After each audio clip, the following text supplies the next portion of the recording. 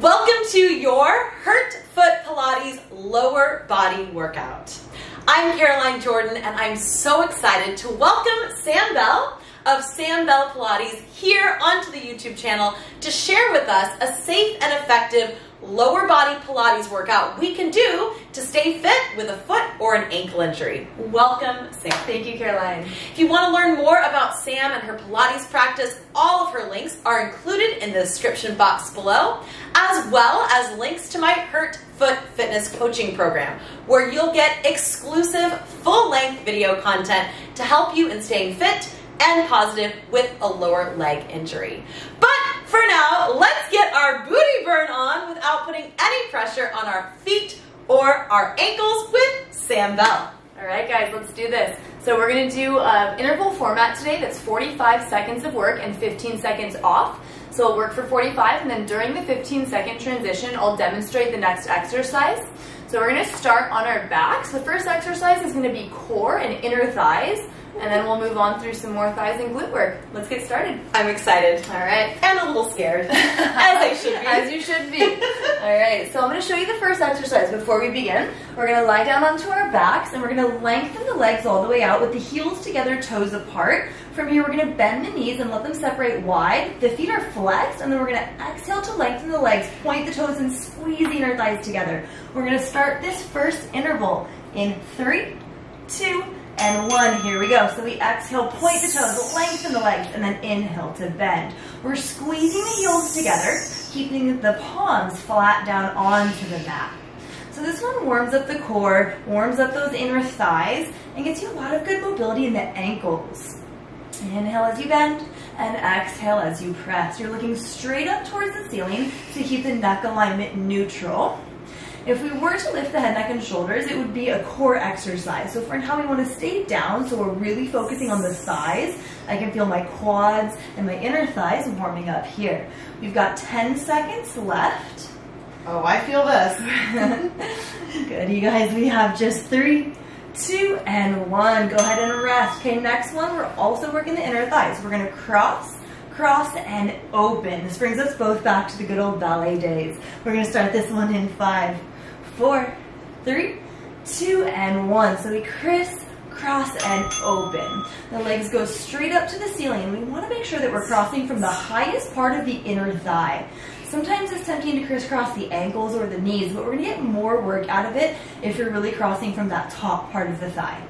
The toes are pointed, the legs are super, super straight. Crisscross and open. Sam, if they can't point, can they still do the exercise? Absolutely. Yeah? Yeah. All right, we're here for 15 seconds. Good question. There's always ways to modify these exercises. And we have just 10 seconds here. How you feeling, Caroline? My inner thighs are burning. These simple exercises, they look so easy, but if you're doing this with us, you know they're not. We're here for 3, 2, and 1. Okay, we side lie next. So I'm going to go on the right side here. You can go up on the forearm, and if you have any shoulder injuries, you can lie all the way down onto the arm. We're going to lengthen the top leg. We're going to bend the knee and then send it out as we lift it up. We start that in 3, 2, there it is. So we bend, press, lift, and lower. Bend, press, lift, and lower. So several modifications for this exercise. You can take this top hand behind your back if you feel like your shoulder is creeping up in towards your ear. You can also place it behind the head or down on the mat for a little bit of stability. We want to keep the core muscles nice and tight. And this is another one you can do with a pointed toe or flexed foot. When you bend the knee, you want to go straight forward and parallel. And when you lift the leg, we're maintaining the space between this top rib and hip. So I'm working the left leg right now. I'm going to stay on the left leg for 4 exercises, then we'll repeat the same 4 on the other side. Go ahead and rest. We have the side hip raise next. So I'm going to start in this same position, but my legs are bent. As I lift up, I'm going to open that top leg up, and then I'm going to lower right back down. We start that in 4, 3, 2, and 1. So here I'm really pushing into my knee, so there's actually no weight on my bottom foot. It's all on that thigh. Exhaling to lift and inhaling to lower. This is a great exercise. Such a good one. Great for hip mobility. We're strengthening the bottom side, the top side, and the core, as well as the shoulder. So tons of muscles activating here. Go really slow with these, and I like to really hold at the top, feel the activation before we release back down. Exhale as your breath up, and inhale as your breath down. It's one of my favorite signature Sam Bell moves. She loves to teach this move. Love this one. You'll find it in most of my exercise classes. We're here for just 5, 4, 3, 2, and 1. Hands and knees next. We're going quadruped, and we go up and out. So I'm going to take this left leg up, down, and then out like a hydrant and back in. I'm going to look down to keep the neck aligned, and we start in 3, 2, and 1. So I lift the heel straight to the ceiling, lower down, and then take it out to the side and lower down. Now the goal here is to keep everything still except this leg that's moving. Now as I lift the leg up, I'm being really mindful that the core muscles are active so that I'm not arching the back. This is one exercise that's pretty challenging to do, keeping the back still. So know that it doesn't have to be a huge range of motion. We want to avoid kicking it up so high that the back arches, so you're staying really, really knit through your ribs and your abdominals, and we're pushing away from the mat so that we're not sinking into the wrists or into the shoulders. We have just 5 seconds. I'm really starting to feel that stabilizing leg. How you feeling over there? Oh yeah, things are happening. Go ahead and rest. Okay, this next one, we're doing a quadruped rainbow. So I'm going to take this leg out to the side. I'm going to rainbow it up and over, and then up and around to the other side. We start that in 3, 2, and 1. Here we go. We lift it up, tap it over, and then lift it up, tap it over.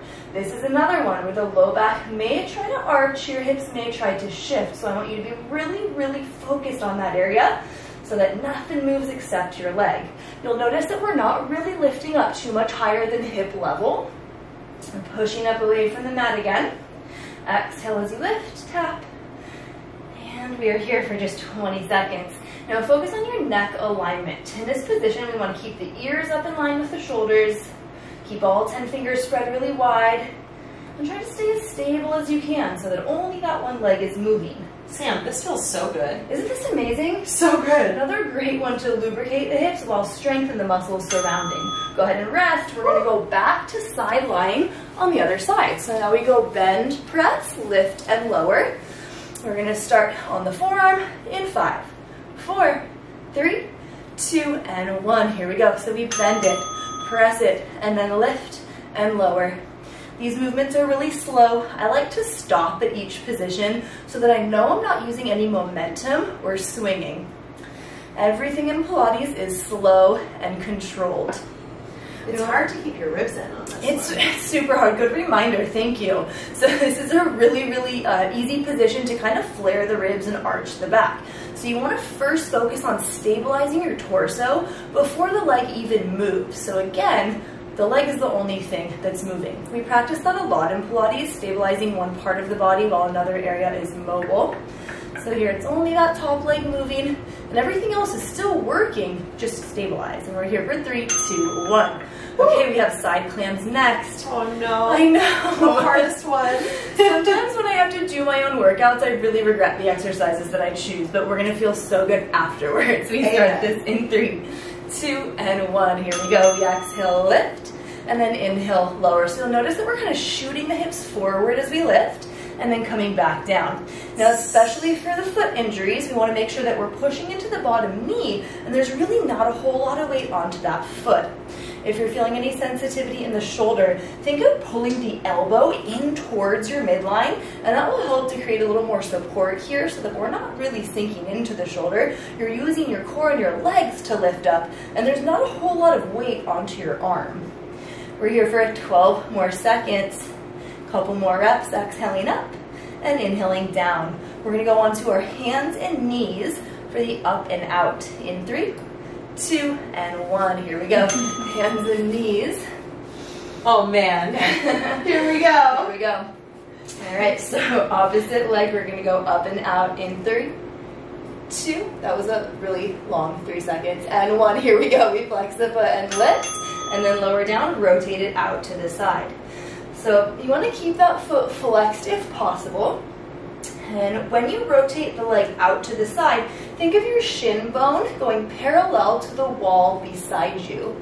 So that means your ankle and knee both go out really wide. I like to kind of look to the side just for a rep or two and make sure I can see the foot. What happens here is a lot of times the heel likes to stay in towards your butt because our bodies are really smart and sneaky and they're going to try to cheat and make everything easier. So you want to double check and make sure that you're doing it right. You should feel this in the side of your butt when you go out and in the back of your butt when you go up. We have 4, 3, 2, and rest. Woo! All right, we have one more exercise for this workout. We're going to take that leg straight back. I'm going to start with it off to the right side, and then I'm going to rainbow it up and over to the left, and then back over to the right. In 3, 2, and 1. Here we go. Up and over, tap it to the left. Up and over, tap it to the right. And push up away from the floor. Keep your elbows rotating in towards each other. Back of the neck is really lengthened, so you want the ears, shoulders, ribs, and hips all in a perfectly straight line. In Pilates, we call that the plumb line. And again, make sure that that leg is lifting up just above the hip, not too high, so the back isn't arching here. We have 15 seconds to go. Oh, I love it. It feels good. This one's gone by so fast, I can't believe we're already almost done. We're here for 5 seconds. Booties are burning. Woo! And we're here for 4, 3, 2, and 1. All right, you guys, and that's the workout for today. That was amazing, Sam. Thank you. So good. It's so nice to find ways to move that don't hurt. So I just want to thank you for being a special guest, sharing your knowledge and your movement medicine with us. Thank you for having me. And again, you guys, if you want to learn more about Sam and her Pilates practice, please visit the links in the description box below, as well as check out my full-length exclusive Hurt Foot Fitness coaching program to keep you fit and positive. Thank you so much for moving with us today, and we'll see you again soon online.